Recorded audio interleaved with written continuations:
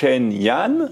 Donc vous êtes chinois, vous êtes aussi français, et vous êtes un des plus grands intellectuels chinois, français en Europe.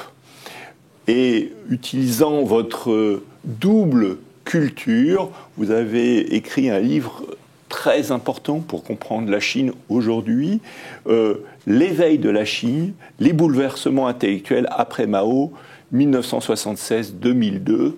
Ce livre sort en 2002, il reste un livre extrêmement important pour comprendre aujourd'hui la toile de fond intellectuelle du monde chinois, à un moment donné où tout le monde s'intéresse à la Chine, puisque la Chine, après 4000 ans d'histoire, c'est une des plus vieilles cultures au monde, reprend tout simplement sa place dans le monde en devenant une des plus grandes puissances de la planète.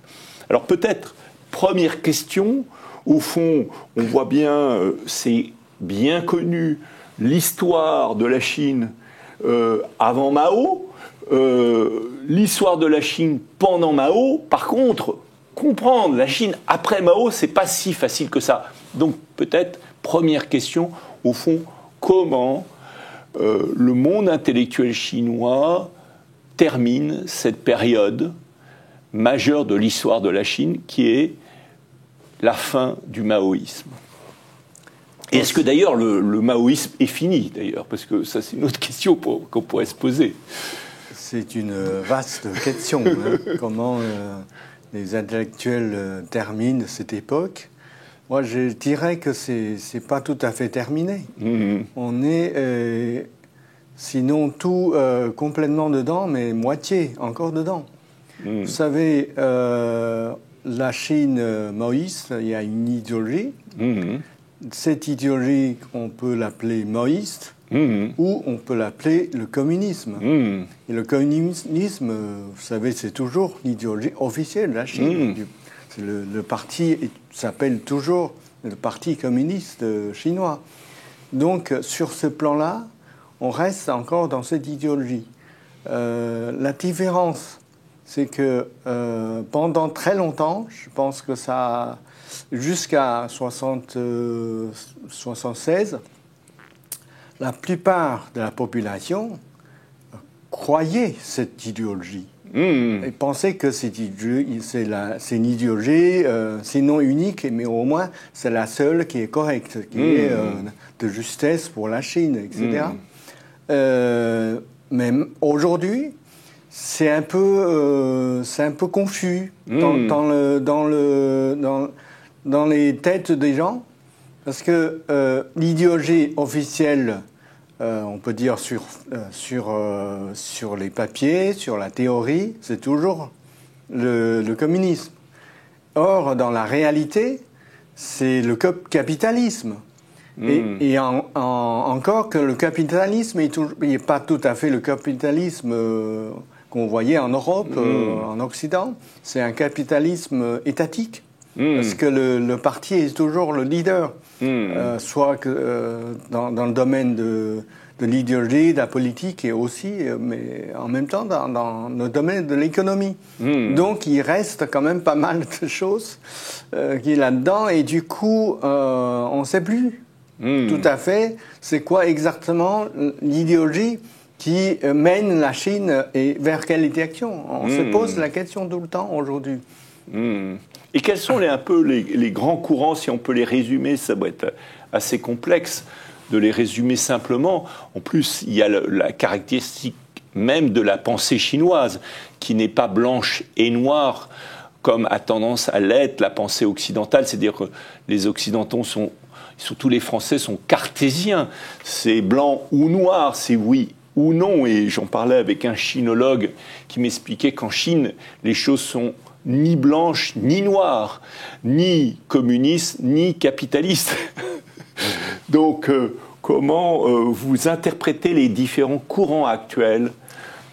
Il y a des périodes plus claires que d'autres. Oui. Pendant la révolution culturelle, c'est le communisme, c'est le maoïsme. On ne peut pas dire que là, on ne sait pas. C'est ni maoïsme, ni autre chose. Et c'est quoi le maoïsme, d'ailleurs, tout simplement? C'est quoi le maoïsme? Quelles sont les 2-3 idées clés de Mao? Est-ce que Mao a une idée différente du communisme? Est-ce qu'il y a un maoïsme, un communisme plus spécifiquement maoïste? Oui ou non. C'est-à-dire la définition officielle du maoïsme, on ne dit pas maoïsme, on dit la pensée de Mao Zedong. Donc ça revient un peu au même, mais on ne dit jamais maoïsme en chinois. En Chine. Et du coup, la définition officielle, c'était le maoïsme ou la pensée de Mao Zedong, c'est la cristallisation du communisme marxiste, léninisme et la pensée de Mao Zedong qui se traduit en Chine. C'est ça, cette pensée qui est maoïsme officiellement. Est-ce qu'on peut trouver des caractéristiques tout à fait maoïsme? Je pense que aussi il y a des caractéristiques maoïsme vraiment chinois, c'est-à-dire qu'il est beaucoup plus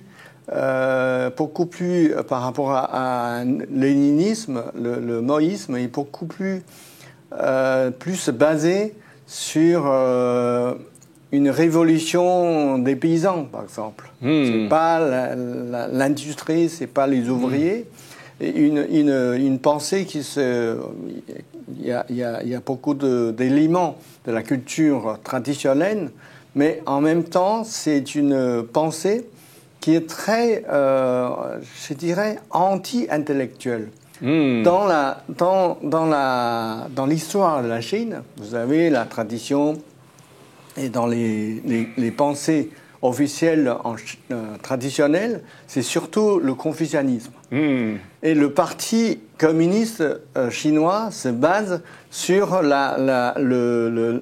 l'équation du confucianisme. La négation.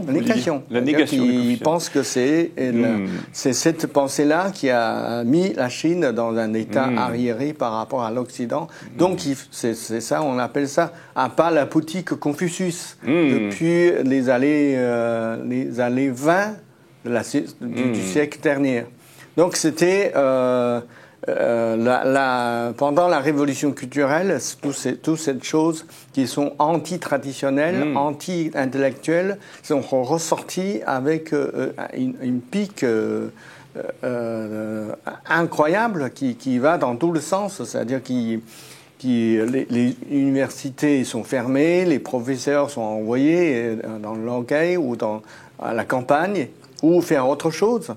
Et les autres catégories, surtout les médecins, les ingénieurs, sont tous traités de la même manière. Et du coup, c'est les paysans, c'est les ouvriers, c'est les soldats. Eux, ils sont le plus intelligents, sont le plus fiables pour la République populaire, par exemple. Donc ça, c'est le maoïsme dans son état pur, je pourrais dire. Merci beaucoup, Shen Yen. Donc, nous allons voir dans une seconde vidéo la question plus particulière de la Chine contemporaine. Nous avons essayé de comprendre la Chine sous Mao. Nous allons aborder dans une seconde vidéo la Chine aujourd'hui. Merci beaucoup, Shen Yen. Merci.